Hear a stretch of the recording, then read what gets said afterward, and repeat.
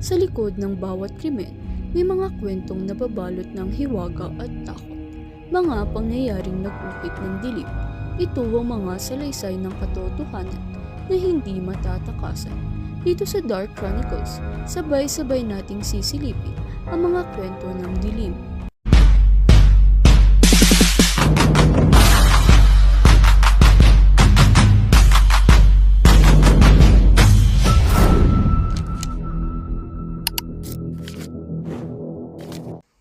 Ang mga tawag sa 911 ay kadalasang simula ng pinakamadilim na kabanata sa buhay ng isang pamilya. Sa mga tawag na ito, unang maririnig ang hindi maipaliwanag na sindak at pagdurusa ng mga naiwang mahal sa buhay, lalo na ng isang ina. Ang sakit ay universal, hindi alintana ang wika, lahi o estado ng buhay. Isa itong emosyonal na bigat na tumatagos at hindi madaling kalimutan ng sino mang makaririnig, gaya ng sa kaso ni Johanna Arteaga. Si Johanna ay isang 12 years old na batang babae na pinaslang sa mismong lugar na dapat ay pinakaligtas para sa kanya, ang kanyang tahanan. Ang investigasyon ay nagsimula matapos matuklasang siya ay namatay sa pamamagitan ng pagkakakulong ng hangin o strangulation. Ang krimen ay sinadya, pinagplanuhan at isinigawa sa paraang halos walang iniwang bakas. Sa crime scene, may nakita ring senyalis ng disrobing o pagtanggal ng ilan sa kanyang kasuotan, na agad nag-udyok sa mga otoridad na magsagawa ng sexual assault kit. Ipinakita ng mga ebidensya na maaaring may aspekto ang sexual assault sa kasong ito, isang karagdagang trauma sa pamilya ng biktima at isang indikasyon na ang salarin ay may sadistikong motibo. Isa sa mga unang pinuntahan ng mga pulis ay ang kapitbahay ni Johanna, si Roy Kunz. Isa itong ex-convict na may mahaba at madilim na kriminal record. Simula pa noong siya ay 19 years old, nakulong na siya ng ilang ulit. Sa kabuuan, 102 na beses na siyang naaresto, kabilang na ang mga kasong aggravated assault, burglary at probation violation. Kilala siya sa kanilang lugar bilang taong madalas dumaan-daan at pabalik-balik sa bahay ni Johanna. Habang kinakausap siya ng mga investigador, napansin ng mga pulis ang isang sigarilyong itinapon ni Kunz sa lupa. Bagamat tila walang halaga, ang sigarilyo ay naging isang mahalagang piraso ng ebidensya sapagkat maaaring naglalaman ito ng kanyang lawa at sumakatuwid ng kanyang DNA. Ang pagsusuri ng forensic team ay nagbunga ng mahalagang impormasyon. Ang DNA ni Roy Kunz ay natagpuan sa 3 lugar sa loob ng bahay, sa likod ng bintana, sa isang shirt at sa isang medyas. Bagamat wala pa ring fingerprint si Kunz ang natagpuan sa crime scene, hindi ito sapat upang ibasura ang kanyang kaugnayan. Sa maraming kaso ng krimen, ang mga fingerprint ay maaaring mabura o hindi maayos na mailapat. Ngunit ang DNA ay hindi madaling itanggi. Mas naging kahina-hinala pa ang sitwasyon na makita ni Kunz kinabukasan naglalakad sa kalsada habang may latex glove na nakasabit sa kanyang bulsa. Isang hindi pangkaraniwang bagay na makita sa isang tao, lalo na kung isang araw lang ang lumipas mula sa isang marahas na pagpatay sa kapitbahay niyang bata. Ngunit hindi lamang physical evidence ang nag-ugnay kay Kunz sa krimen. Ang kanyang kaalaman sa detalye ng insidente, mga impormasyong hindi pa nailalabas sa publiko ay lalong nagpatibay sa hinala. Siya ay may sinambit na mga pahayag na nagpakita ng malalim na pag-unawa sa mga nangyari, kasama na ang aspekto ng sexual assault at uri ng pagkamatay ni Johanna. Ngunit sa lahat ng aspekto ng kaso, isang detalye ang naging pinakamahalaga sa pagbukas ng bagong investigasyon. Ang mga huling text message ni Johanna sa kanyang ina. Dakong alas 4 ng hapon, nagpadala si Johanna ng mensahe na may kumakatok sa kanilang pinto. Makalipas ang 4 na minuto, muling nag-text ang bata. Nagsasabing sa tingin niya ay ang lalaking naggugupit ng damo ang nasa labas. Isang detalyeng lalo pang nag-ugnay kay Roy Kunz, na kilala sa komunidad bilang tumutulong sa mga gawaing panlabas gaya ng magpagputol ng damo. Dito nagsimulang magsanib ang lahat ng piraso ng puzzle. Ang kanyang presensya sa lugar, ang DNA ng mga gamit, ang glove sa bulsa, ang kaalaman sa hindi pa inilalathalang detalye, at higit sa lahat, ang mga huling salita ng ilang bata na babae na malapit nang mawala.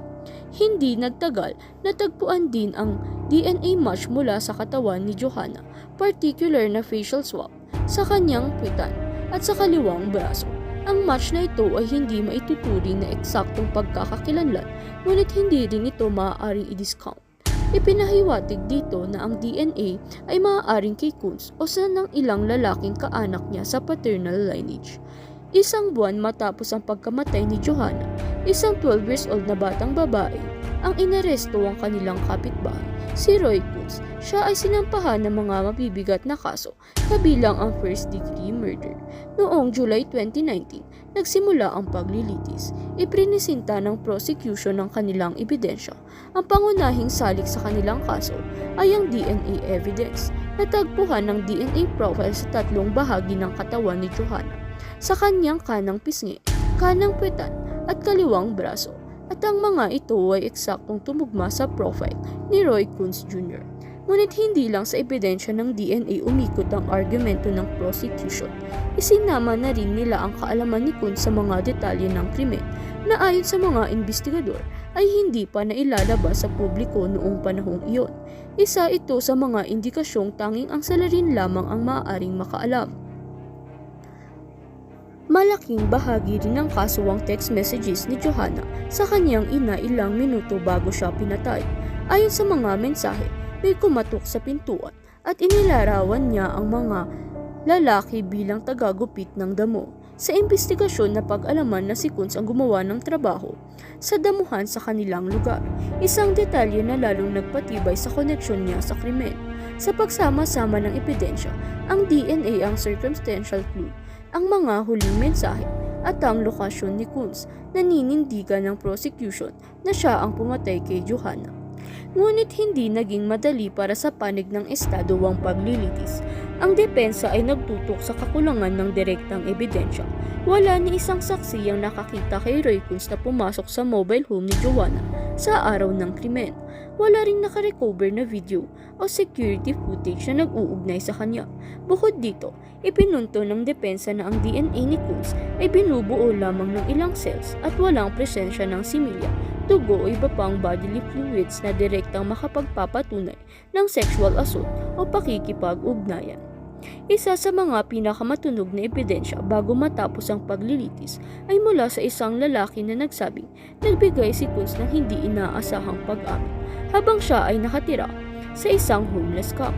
Ayon sa saksi, hindi niya tahasang tinanong si Kunz kung pumatay ito ng tao, ngunit sinabi raw nito na oo, pagkamat walang ititinalya si Kunz kung sino o kailan.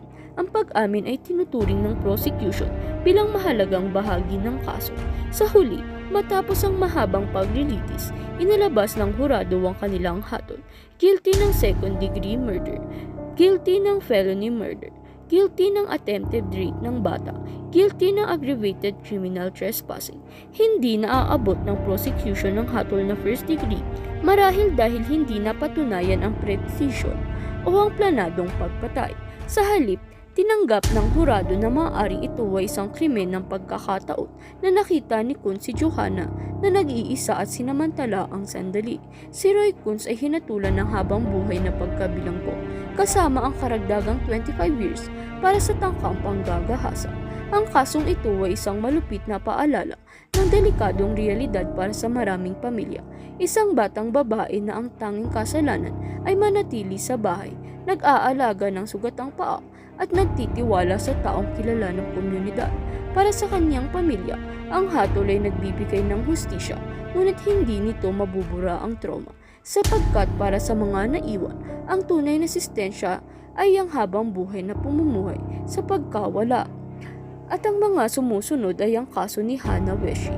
Ang susunod na kwento, ito ay isa namang pagsilip sa kahindik-hindik na katotohanang hindi natin lubos na kilala ang mga taong ipinapasok natin sa ating mga tahanan at sa buhay ng ating mga anak.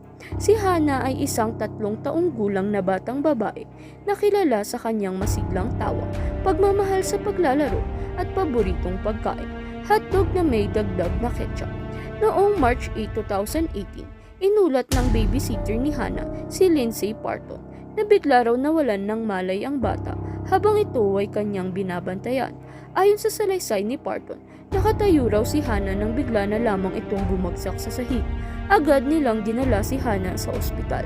Samantala, si Lindsay na isa ring ina ay sinunggian ng mga otoridad upang malaman kung aksidente ba ang nangyari o may mas malalim pang dahilan. Alam ng mga detective na si Hannah ay aktibo at medyo pilya.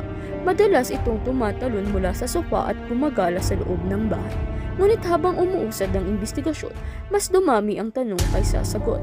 Habang si Lindsay ay nagsasabing wala siyang ginawang masama, ang katawan ni Hannah ay nagsimulang magkwento ng ibang bersyon ng nangyari. Mula sa pagsusuri ng mga doktor at forensic experts, naging malinaw na hindi isang simpleng aksidente ang nangyari kay Hannah. Ang mga batang tulad ni Hannah ay likas na aktibo, nadadapa, nagkakapasa, nabubundol, at sa mga maraming pagkakataon, ito ay bahagi ng kanilang paglaki, ang pagiging bata. Subalit sa ilang kaso, ang mga sugat na inuulat ng aksidente ay nagiging palatandaan ng mas madilim na katotohanan. Noong March 8, 2018, inulat ng babysitter na ni Lindsay na ang mga otoridad ng Ohio na bigla raw nawalan ng malay si Hannah habang ito ay nasa kanyang pangangalaga. Ayon sa kanyang salaysay, ito raw ay isang ordinaryong umaga, ngunit ilang minuto lamang matapos itrap ng ama ang bata, bumagsak umano ito at nawalan ng malay. Dinala si Hannah sa ospital, ngunit agad naman napansin ng mga doktor na mayroong malulubhang pinsala sa kanyang utak. Pinsalang hindi tugma sa simpleng pagkakadapa. Ayon sa medical report, ang bata ay nagkaroon ng retinal hemorrhages, pamamaga ng utak, at malalim na trauma sa ulo, sintomas na malinaw na konektado sa matinding physical abuse. Ang mga investigador ay agad nagtanong, saan ito nangyari, kailan nagsimula ang pinsala, at sino ang responsable. Lumabas sa investigasyon na 2 tao lamang ang may pagkakataong maging sanhi ng trauma, ang ama ni Hannah na si Jason at ang babysitter na si Lindsay Parton. Sa pagitan lamang ito ng ilang minuto, ang bata ay iniwan ng ama at inalagaan ni Lindsay. Ang mga oras na iyon ay naging sentro ng masusing pagsusuri. Ayon sa mga detective, may mga hindi maipaliwanag na detalye mula sa pahayag ni Parton. Ayon sa kanya, bumagsak daw si Hannah matapos tumayo sa sopa o nadapa habang papasok. Ngunit hindi ito tumutugma sa resulta ng forensic at medical examination. Ipinakita ng mga eksperto na ang ganitong uri ng pinsala ay nagmula sa matitinding blunt force trauma o pag-uga ng ulo na may kasamang lakas. Sa muling pagtatanong kay Parton, inilahad niya ang isang bagong bersyon ng pangyayari. Nadapa raw siya sa kumot ni Hannah habang hawak ang bata at sabay silang bumagsak. Ngunit muli, hindi ito tumutugma sa mga sugat ni Hannah. Ang dami at lokasyon ng pasa sa gilid ng ulo, leeg, likod ay hindi maipapaliwanag ng isang ordinaryong pagkakadapa. Kalaunan, inamin ni Parton na hindi niya agad sinabi ang totoo. Ang pag-amin na ito ay nagtulak sa mga investigador na lalong halukayin ng detalye. Dito na nabunyag ang isang serye ng marahas na aksyon na itinanggi niya sa simula. Sa huling interogasyon, nagsimulang mabasag ang kanyang mga pahayag. Inilahad niyang may insidente kung saan siya ay galit at nagpadalos-dalos. Sinabi niya na sinampal niya si Hannah sa gilid ng ulo, isang pagsalakay na umabot pa sa uppercut-style close-fist punches. Matapos ito, inamin niyang nahagis niya ang bata, isang hakbang na sa kanyang pagkakalala ay dulot ng galit, pagmamadali at kawalan ng kontrol sa emosyon. Hindi lang basta pang-aabuso ang nangyari kay Hannah, ito ay isang marahas at paulit-ulit na pananakit. Ayon kay Parton, hindi niya sinasadya, ngunit ayon sa mga doktor, ang pinsalang natamo ni Hannah ay hindi aksidente, ito ay sinadya. Ang mga suntok at pag-alog sa kanya ay napakalakas upang sirain ang maselang bahagi ng kanyang utak. At sa huli, ito ang naging sanhi ng kanyang pagkamatay. Hindi nagtagal dumating ang kumpirmasyon na kinatatakutan ng lahat. Si Hannah ay pumanaw. Isa na naman itong kaso ng child abuse na nauwi sa pagpatay, isang trahedyang hindi masusukat ng salita. Para sa mga investigador, Ang ganitong klaseng kaso ay isang mahirap tanggapin dahil ito ay hindi lamang simpleng paglabag sa batas, kundi isang pagkakanulo sa tiwala ng isang bata. Isang inosenteng nilalang na ipinagkatiwala sa isang taong dapat ay sanay nag-aalaga, hindi nananakit. Noong Abril ng parehong taon, nagsimula ang paglilitis. Ang mga inaasahan ay mataas, ang tensyon matindi. Sa mga mata ng batas, ang tanging layunin ay tukuyin kung si Lindsay Parton ba talaga ang responsable sa karumal-dumal na sinapit ng bata. Ngunit sa paglilitis naging sentro ng pagtatalo ang mga ebidensyang medikal. Ang autopsy, brain trauma findings at testimonya ng mga pathologists. Ang mga eksperto ng estado ay nagtuturo ng isang malupit na fires ang nagdulot ng immediate and irreversible damage. Ang ganitong klase ng pinsala ay hindi maaaring maranasan ng isang bata at pagkatapos ay nagpatuloy na gumalaw o magsalita. Ang mga eksperto ng depensa sa kabilang banda ay nagpahiwatig na may reasonable doubt. Ani nila, walang tiyak na interpretasyon para malaman kung kailan, saan, at paano nakuha ng bata ang mga sugat. Isang labanan ito ng interpretasyon, opinyon at posibilidad. Habang lumalalim ang paglilitis, naging mas mabigat ang kaso laban kay Parton. Ilang beses siyang nahuling hindi nagsasabi ng totoo sa usapin pa lamang ng kanyang pagpunta sa grocery. Ang simpleng detalye ay pagkuha ng gatas. Ilang ulit siyang nagpabalik-balik sa kanyang salaysay. Sa kabila ng pagiging minoridad na detalye, ginamit ito ng prosecution upang ipakita ang kanyang kakayahang magsinungaling sa mga otoridad. Sa pagtatapos ng paglilitis, ipinakita ng prosecution na si Lindsay Parton ay hindi isang biktima ng pressure o maling pag-unawa, kundi isang taong nagkulang sa kanyang tungkulin bilang tagapag-alaga at higit pa, nagsinungaling upang takpan ang kanyang sariling pananagutan.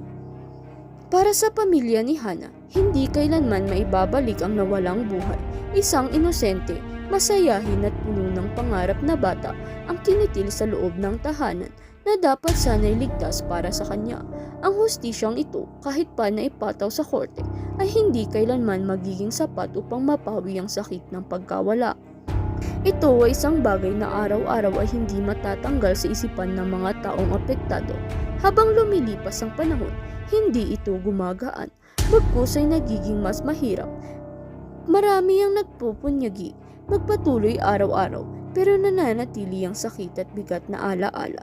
Sa susunod na bahagi ng kwento, isang kaso ng pagkamatay ng isang 16 years old na dalagang buntis ang inilalahad. Ang suspect sa kasong ito ay isang taong hindi mo aakalain. Noong December 19, 2018, nagsimula ang araw sa Jacksonville, Florida na tila isang karaniwang araw. Si Ayanna Sawyer, isang 16 years old na sophomore sa isang straight-A student sa Terry Parker High School, ay hindi pumasok sa klase gaya ng inaasahan. Kasama niya sa paaralan ng kanyang kapatid na si SS, na isang taon ng tanda. Ngunit sa araw na iyon, si Ayanna ay hindi sumakay sa school bus, isang bagay na hindi karaniwan at labis na ikinabigla ng pamilya. Agad na nagtawag ng 911 ng pamilya nang matuklasang hindi pumasok si Ayanna. Habang patuloy ang paghahanap, nagtulungan ng kanyang mga kapatid at kaibigan upang alamin ang kanyang kinaroroonan. Si Ayanna, ang panganay sa magkakapatid, ay kilala bilang masayahin, malapit sa pamilya at may ambisyong maging doktor o abogado. Subalit sa murang edad, may tinatago pala siyang lihim. Buntis siya ng 5 buwan. Kamakailan lamang niya ito ipinagtapat sa kanyang ina at tinanggap ng pamilya ang balita ng may suporta at pagmamahal. Pinangalanan pa nila ang kanyang magiging anak na si Hazel Michelle. Sa araw ng kanyang pagkawala, hindi na siya dumalo sa huling 2 klase. Ayon sa surveillance footage, nakita siyang lumabas ng paaralan bandang 11 a.m. Bitbit ang 2 bag. Isa ay puno ng school supplies at ang isa ay may lamang mga produkto mula sa Victoria's Secret at isang body pillow. Doon natigil ang anumang bakas sa kanya. Noong una, inakala ng mga pulis na si Ayanna ay tumakas dahil sa mga personal na issue, kaya't itinuring siyang isang runaway. Ngunit habang lumilipas ang mga araw at hindi pa rin siya matagpuan, pinalitan ng mga otoridad ang kanyang status mula sa runaway tungo sa isang missing person case. Habang sinusuri ng ina ni Ayana ang laptop ng kanyang anak, natagpuan niya ang mga tala tungkol sa isang taong tinatawag na Jose. Nang masusing siyasatin, natuklasan na ang Jose ay codename pala ni Jonathan Gates, ang kanyang Uncle John, asawa ng kanyang auntie. Si Jonathan ay isang mekaniko at handyman.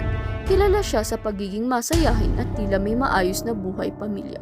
Ngunit matapos mabasa ang mga tala ni Ayana, lumitaw ang posibleng pagkakaugnay niya sa kaso. Sa pagtungo ng mga investigador sa bahay ni Jonathan, isiniwalat ng kanyang asawa na si Ayana ay kumuha ng 38 pieces na Victoria's Secret lingerie mula sa kanilang tahanan. Ang kaalaman ni Jonathan tungkol sa mga undergarments ni Ayana ay labis na kahina-hinala at hindi karaniwan. Noong December 27, 2018, halos isang linggo matapos ang pagkawala ni Ayana, dinala si Jonathan para sa investigasyon. Sa mga natuklasan sa laptop ni Ayana, napag-alamang tila may hindi naaangkop na sexual na relasyon ang pagitan nila. Ipinasa ni Jonathan ang kanyang DNA sample sa mga otoridad. Ilang araw matapos ito, lumabas ang pagsusuri na ang kanyang DNA ay natagpuan sa underwear ni Ayana. Ang pahayag ng kanyang kapatid na si Joseph ay lalong nagpatibay sa kaso. Ayon sa kanya, tumawag si Jonathan noong December 19 o 20 na nag-aalalang baka buntis si Ayana at kailangan niyang itago ang katawan. Sa kanyang salaysay tinangkang sakalin ni Jonathan si Ayana, ngunit hindi niya ito kinaya, kaya binaril niya na lang ito. Pagkatapos ay inalagay ang bangkay sa isang dumpster. Sa mga sumunod na araw, hinarap ni Jonathan ang mga detective na nagpakita ng ebidensya sa kanyang kabilang ang mga panloob na may DNA niya. Mariin niyang itinanggi ang pagkakaugnay sa kaso, ngunit lalong nabuo ang teorya ng mga otoridad. Habang naghihintay ng paglilitis, isang detective ang nagplano ng bitag. Nakipag-unayan sila sa mga bilanggo at isa sa kanila ay isinuot ang mikropono upang makakuha ng kumpirmasyon mula kay Jonathan. Sa loob ng 2 araw, nagbunga ang bitag. Nagbukas si Jonathan tungkol sa kanyang ginawa. Ayon sa kanya, may posibilidad na siya ang ama ng dinadalang bata ni Ayana. Ang pahayag ay nagsilbing kumpirmasyon sa kanilang motibo at pagkakasangkot. Sa huli, inaresto si Jonathan para sa kasong sexual battery laban sa kanyang pamangkin na si Ayana. Isa itong malupit na nakakakilabot na krimen na bumago hindi lamang sa isang pamilya kundi sa buong komunidad. Sa pagsasalaysay ng kaso ni Jonathan, makikita ang kanyang walang tigil na pagsasalita na inamin niyang isang kahinaan. Ako'y isang chatterbox. Ang kanyang pagkilala sa sarili, pinag-usapan niya ang sistema ng mga kamera na gumagana, subalit may hinala na input sa ibabaw ng gate na para bang may tinatago. Isang bilangguang nagsabi sa kanya, siguro ginawa mo ang tama dahil nasa pinakamahirap na sitwasyon ka, na nagbigay liwanag sa kanyang kalagayan sa bingguan. Ang teorya ng pulis ay binaril ni Quill si Miss Sawyer at tinapon ng katawan sa isang dumpster na mabilis ding inalis. Ngunit kulang sila sa pisikal na ebidensya. Dahil sa mga sinabi ni Jonathan, tinutukan ng detective ang dumpster at natuklasan na noong December 20, kinuha ng All-American Garbage ang container at dinala sa Otis Road landfill. Gumastos ang sheriff office ng mahigit 1.5 million sa loob ng 3 linggo upang maghukay ng landfill na halos 80 talampakan ang lalim. Pagkamat napakaraming basura ang inilipat, wala silang natagpo ang direktang ebidensya na nag-uugnay kay Jonathan sa pagkawala ni Ayana. May mga artikulo ng damit na natagpuan, subalit hindi 100% tiyak kung para kay Ayana ang mga ito. Dahil sa kakulangan ng ebidensyang pisikal, nagtanong ang mga investigador kung sapat na ba ang mga ebidensya upang ideklarang si Jonathan ang pumatay sa kanyang pamangkin at hindi pa ipinanganak nitong anak. Noong July 18, 2019, 6 na buwan matapos ang pagkawala ni Ayana, ipinasa ang kaso ni Jonathan sa grand jury. Inahayain siya para sa first-degree murder at sexual battery. Matapos ang indictment, hindi pa umabot sa korte ang kaso ng 4 na taon. Ngunit nang magsimulang marinig ang mga testimonya, nabuo na ang alarawan ng krimen. Tiyak na pinatay ni Jonathan ang kanyang pamilya dahil sa takot na maipaalam ang kanyang pagiging ama ng batang menor de edad. Sumagod ang depensa na hindi ganun kadali patunayan ito. Kailangan niyang patunayan na siya talaga ang gumawa ng krimen. Wala siyang direktang ebidensya na siya ang pumatay. Wala silang katawan. at hindi nila mapapakita na siya ang ama ng hindi ipinapanganak na bata. Kaya ayon sa depensa, hindi nila kayang patunayan ang premeditated murder. Ang pinakamalaking hamon para sa mga prosecutor ay kung paano kumbinsiduhin ang hurado at napaniwalaan ng kaso laban kay Jonathan. Sa panahon ngayon, umaasa ang mga tao sa DNA, direktang ebidensya at video kapag wala kang katawan at murder weapon at ang kaso ay circumstantial lang. Mahirap kumbinsihin ng hurado na ipadala ang isang tao sa habang buhay na pagkakakulong o death penalty. Gumawa ang estado ng Florida ng malakas na kaso gamit ang mga saksi at mga umano'y pag-amin ni Jonathan mismo sa kanyang kapatid at jailhouse informants.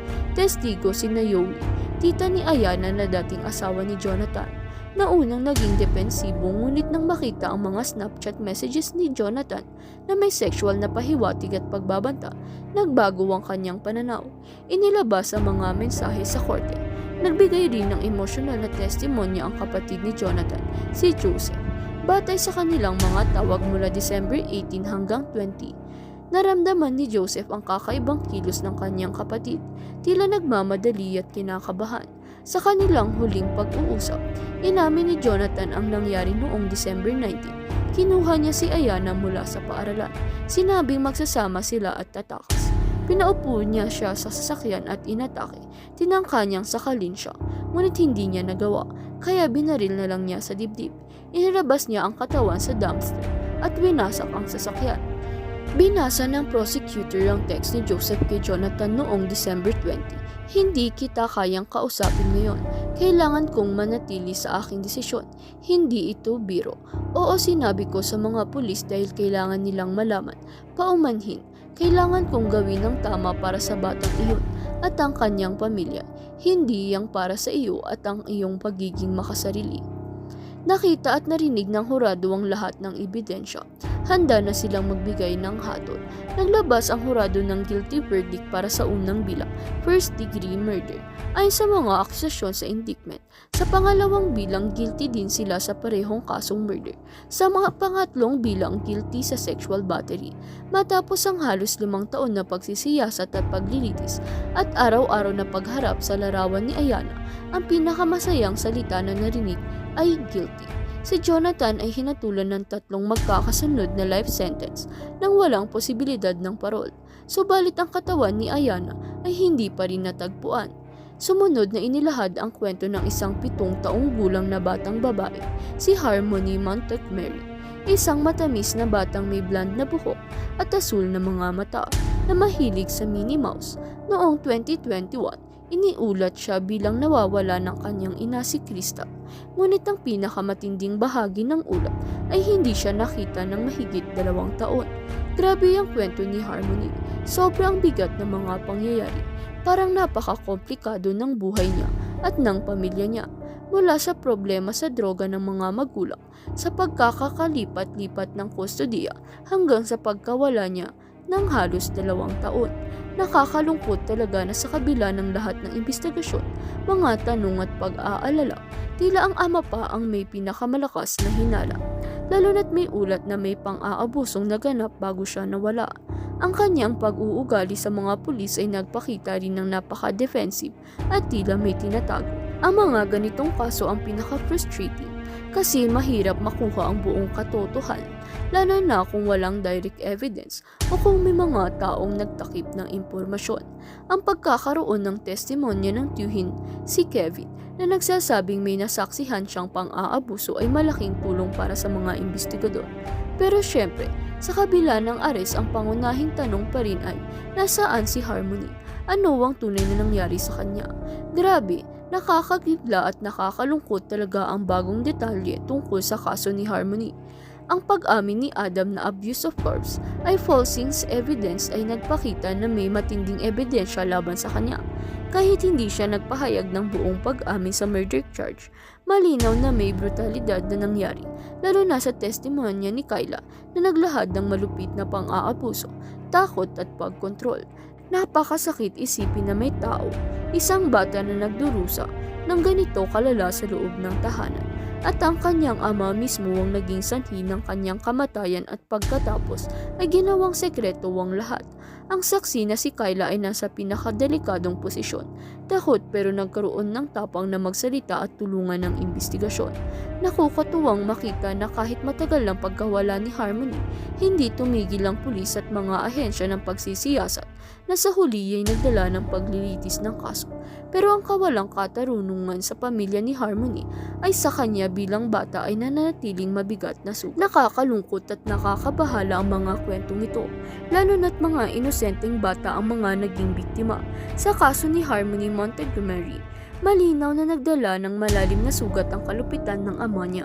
Sa kabila ng matagal na panahon bago mabuksan ang kaso, nagkaroon ng hustisya sa pamamagitan ng guilty verdict ng jury. Ngunit ang pagkawala ng kanyang katawan ay isang malungkot na paalala na hindi pa rin tuluyang makamit ang ganap na kapayapaan para sa pamilya niya. Ang kaso naman ni Anthony Todd, napakalupit at nakakatakot ang ginawa niya na pinatay ang kanyang sariling pamilya, pati na ang aso nila, at sinubukang takasan ng kanyang responsibilidad sa pamamagitan ng pagkalimot o pag-alis ng alaala. A life imprisonment without parole ang nahatol sa kanya ay isang malinaw na mensahe na parang walang lugar ang ganitong klaseng krimen sa lipunan. Nakakaawa ang mga batang nawala ang buhay sa ganitong karahasan. At nagtatanong tayo kung paano nga ba natin mapipigilan ng ganitong mga trahedya sa hinaharap. Minsan ang mga palatandaan ay naroon na, mga problema sa pamilya, kalagayan ng isip ng mga magulang o tagapag-alaga, ngunit kulang ang suporta o tulong na natatanggap. Ang mga kasong ating sinisiyasat ay paalala na ang dilim ay laging nasa paligid, naghihintay lamang ng susunod na biktima o susunod na kwento.